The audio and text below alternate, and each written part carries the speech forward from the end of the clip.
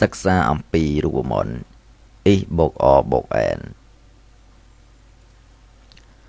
is បូក o បូក n ជារូបមន្តគណនារោគលក្ខខណ្ឌដោយផ្គុំ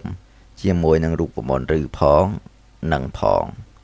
ចឹងនេះជារូបមន្តទូទៅដែលយើងត្រូវយកមកប្រើបាទអញ្ចឹងទី1គឺយើងបង្កើតស៊ីតមួយទៀតមកដាក់ឈ្មោះថា is បូក o បូក n តមកទៀតគឺយើងវាយសំណួរបែបនេះចូលណាចូលរកផាធីហើយសំណួរទី1សំណួរទី2មក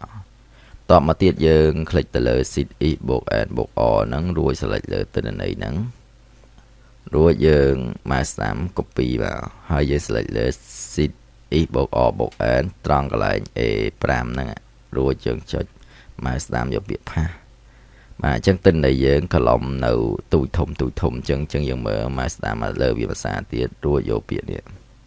pass special បាទរួចយកពាក្យនេះ column weight បាទអញ្ចឹងពេលហ្នឹង column ហ្នឹងគឺដូចទិន្នន័យមុនសុទ្ធសាធតោះអញ្ចឹងយើងប្រើរូបមន្តមួយគឺ is បូក o បូក n ម្ដងវិញ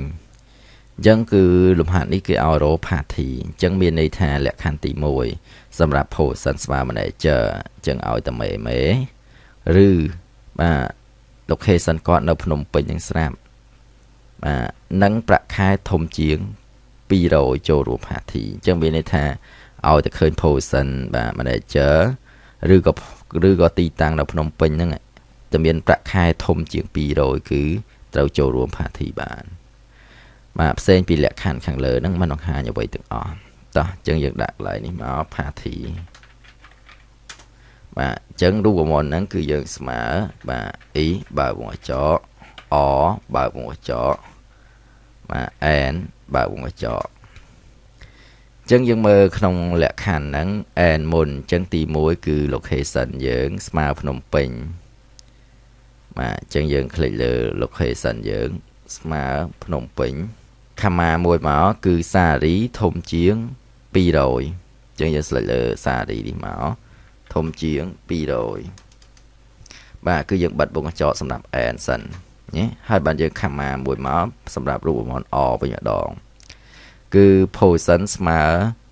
នឹង manager អញ្ចឹងយើង select លើ position ហ្នឹងមកស្មើ manager ហើយយើងបិទវងកញ្ចក់មួយទៀតសម្រាប់រូបមន្ត o ហើយបើយើងខមាមកសម្រាប់លក្ខខណ្ឌដែលត្រឹមត្រូវគឺយើងឲ្យចូលរួម party អញ្ចឹងយើងវាយពាក្យ party ចូលខមាមកទៀតមកអញ្ចឹងបាទ value is false អញ្ចឹងគឺផ្សេងពីលក្ខខណ្ឌខាងលើมันបង្ហាញអ្វីទេអញ្ចឹងយើងវាយ double apostrophe 2ដងមកបាទ enter តែម្ដងដូចយ៉ាបាទអញ្ចឹងយើងមើលបាទយើងអូសទិន្នន័យនឹងមកបាទអញ្ចឹងអ្នកដែល party គឺមានប៉ុណ្ណឹងនេះបាទអញ្ចឹងយើងប្រើរូបមន្តហ្នឹងគឺយើង select លើហ្នឹងមកហើយយើង select លើទិន្នន័យខាងលើនេះរួចមកស្នាម copy រួចយើង select លើទិន្នន័យកន្លែងនេះវា apostrophe ហើយបាទ control V មកបាទអញ្ចឹងគឺរូបមន្តនេះគឺត្រឹមត្រូវហើយគឺយើងប្រើបែបហ្នឹងឯង